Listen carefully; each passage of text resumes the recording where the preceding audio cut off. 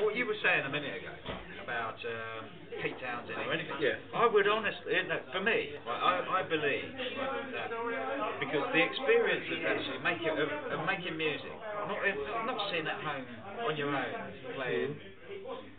playing something, but going out somewhere and playing something with people is it can be. Godly. It can be. It sometimes you could go out and play to one person. Well, you could just play and one person or whatever. It can be having experienced that on any level. Which I would, if somebody said to me, I've got tickets here for front row backstage passes Thursday night.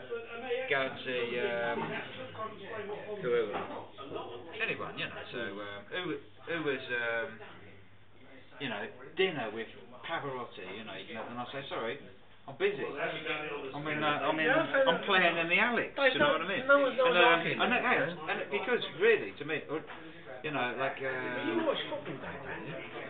Well, you like football. Not really. I don't. To No, be honest, but you watch football, and you have a reasonable appreciation of it. You turned up at the pub to watch the England game. No, but it's all the same game now. Okay, it's all the same game. I'd rather watch it in a pub. I mean, in a park. I'll sit in a park. Okay, fine. But you must have some different appreciation. I'd rather play it. When you're watching someone like, I don't know, Messi, you are looking at a craftsman who is better than me playing football. It doesn't interest me particularly. Okay, it might not interest you. I'm not interested but in what other people. intellectually understand that he's a better footballer than I am? I mean, can you comprehend that? Right? He is a better footballer. At the art of playing football, he is better than I am. Right? My enthusiasm is that might be the same, and he's better than loads of But people. does it inspire you to play? No, it inspires me to watch things and then emulate later on. I don't see that. Right? That's how we all learn to play. That's why we all get into music. You see something that you like. No one's born being a musician. You look at things that you like it. Right? You looked when you were 15, 16, you said Tim and impression this music out the window, whatever, in your road. Something inspires you to do it. And usually what inspires people is looking at a technical genius. I look at someone like Messi or Rooney or someone else playing. I think, what he's doing with the ball? The man's magic. Right? Now I know I'm never going to be there. I appreciate his talent. I don't think, fuck it, and I do coach some kids, and I do like watching local football, but I don't mistake the two. No, well, one of them is technical excellence. I'll tell you what I think. I think if you're in that sense, what I think about that, watching Lionel Messi, I think if you're a kid and you can spend evenings after school.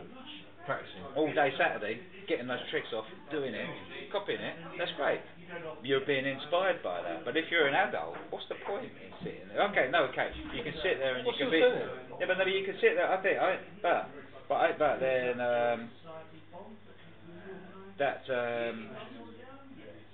I like to see somebody. So what I like is when somebody says, "I can do something with a ball," and they just like do something different with it. Somebody who, as adults, I like it. I like it when it's great. It's great to see a kid who does some tricks, that they learn from somebody. But what if he doesn't do something different, Dave? What if he tries all the things that Lionel Messi can do and is just shit at them?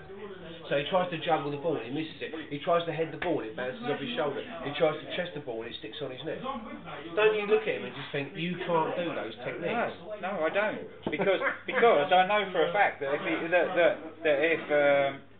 because no one can do those. But if he kept doing it, the trouble he'd never be able to do it. No, the only reason he wouldn't be able to do it. He hasn't got his talent. No, it's not about talent. Bullshit. Have you heard about the Portsmouth Symphonia? No. I've heard of them. No. It's where they got a group of people together to play, and put an orchestra together of people who could play, who couldn't really play the instrument. Or if you could play, you could either not quite play the instrument, or... No, I'm alright, thanks, yeah. Or you play, you might get a clarinetist play the trumpet, and they recorded several albums. And you go and look on YouTube. In some ways, it's a bit of a joke because they're not playing very well. But in another way, it's magnificent because they're all having a go, you know, and they're just taking their attitude to it. They're trying to play them as well as they possibly can. They're just not that great, you know. It's not all about. I don't really like those big gigs, you know, whatever they are. I find them really bland, because to me, I go and see musicians going through the motions. Very rarely. I've been to a few big concerts. I haven't been to that many because they don't do a lot for me. I just see somebody who's just doing what they can do. And I like to see.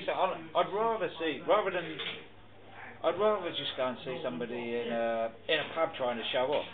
I like that. I much prefer it when people take risks and do things but when somebody's completely rehearsed, I find it really utterly boring. And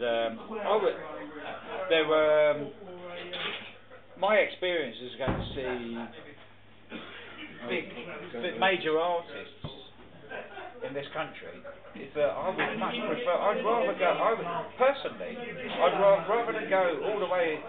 Imagine drive somewhere, spend all that time in a car park, be herded around with loads of people. I would rather than go to a gig like that. I'd rather sit in a pub and listen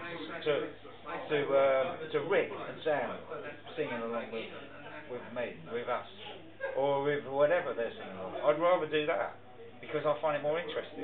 I find it completely and utterly boring to go and listen to. The idea of going to watch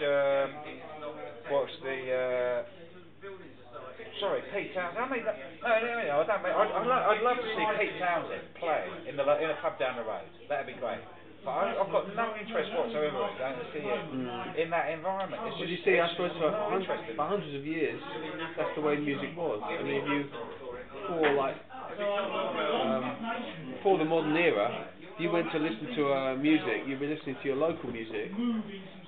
Your chances of hearing a kind of a world-class virtuoso was tiny, you know. It's only a modern thing, and I think it must be very dispiriting for people trying to learn instruments. That imagine trying to learn the violin, and you can just go onto Spotify and you can get Jascha Heifetz or somebody, Itzhak Perlman or somebody. It just takes your guts out, doesn't it? I mean, why are lots of Jewish people good at violin? They are though, aren't they? It's really weird. You don't get many Jewish virtuosos in other things, but you get loads of violin players. Is that why Fiddler on the Roof is so popular?